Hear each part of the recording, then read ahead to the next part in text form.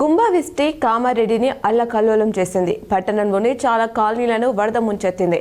ఎటు చూసినా నీరే నిండిపోయింది. జనజీవనం స్తంభించింది. నిన్నటి నుంచి విద్యుత్ సరఫరా నిలిచిపోయింది. హౌసింగ్ బోర్డు కాలనీ, గొస్కే రాజయ్య కాలనీలో వరద ఉధృతికి రోడ్లు కొట్టుకుపోయాయి. శ్రీరామ్ సాగర్ ప్రాజెక్టుకు గోదావరి ద్వారా భారీ వరదలు వస్తున్నాయి. రిజర్వాయర్ పూర్తిగా నిండి ఉండడంతో అధికారులు వస్తున్న నీటిని వస్తున్నట్లుగానే ప్రాజెక్టుకు గల 39 గేట్ల ద్వారా సముద్రం వైపు వదిలివేస్తున్నారు. ప్రస్తుతం 2 లక్షల క్యూసెక్ల నీరు గోదావరి ద్వారా వస్తుండగా 2,50,000 క్యూసెక్ల నీటిని బయటకి వదిలివేస్తున్నారు. నిజామాబాద్ జిల్లాలో ఎడతెరిపి లేకుండా భారీ వర్షాలు కురుస్తున్నాయి. మంగళవారం రాత్రి మొదలైన వర్షం కొనసాగుతుండటంతో ప్రజలు, వాహనదారులు తీవ్ర ఇబ్బందులు పడుతున్నారు. లోతట్టు ప్రాంతాలు జలమయం కాగా నివాసితులు బిక్కుబిక్కుమంటూ గడుపుతున్నారు. ఇప్పటికే జిల్లా కలెక్టర్ అధికారులు అప్రమత్తమవ్వాలని ఆదేశించారు.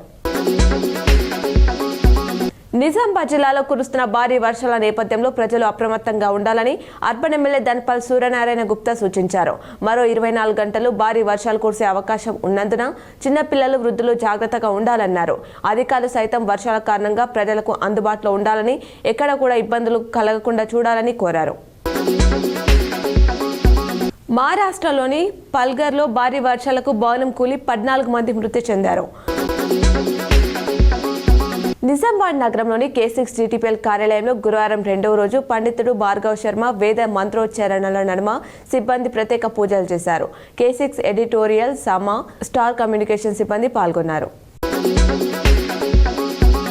బాల్కొండ మండల కేంద్రంలోని సామాజిక ఆరోగ్య కేంద్రంలో వర్షపు నీరు చేరాయి. 2 రోజుల నుండి కురుస్తున్న వర్షాలకు ఆసుపత్రి గదుల్లోకి నీరు చేరాయి. భవనం పైకప్పు నుండి పెచ్చులు ఓడిపోతున్నాయి. దానితో రోగులు, సిబ్బంది ఇబ్బందులు ఎదుర్కొంటున్నారు. వేల్పూర్, పచ్చలనాడు కూడా మోతే గ్రామాలలో వాగులు, చెక్ డ్యాంలు పొంగి ప్రవహిస్తున్నాయి. సిరికొండ మండలంలో గత 2 రోజులుగా కురుస్తున్న భారీ వర్షాలకు వాగులు, వంకలు, చెరువులు పొంగి పొర్లుతున్నాయి. నిజామాబాద్, కామారెడ్డి, భీమ్గల్ వెళ్లే ప్రజలకు తీవ్ర అంతరాయం కలిగింది. జనజీవనం స్తంభించి భారీ వర్షాలు ప్రజలను అతలకుతలం చేశాయి.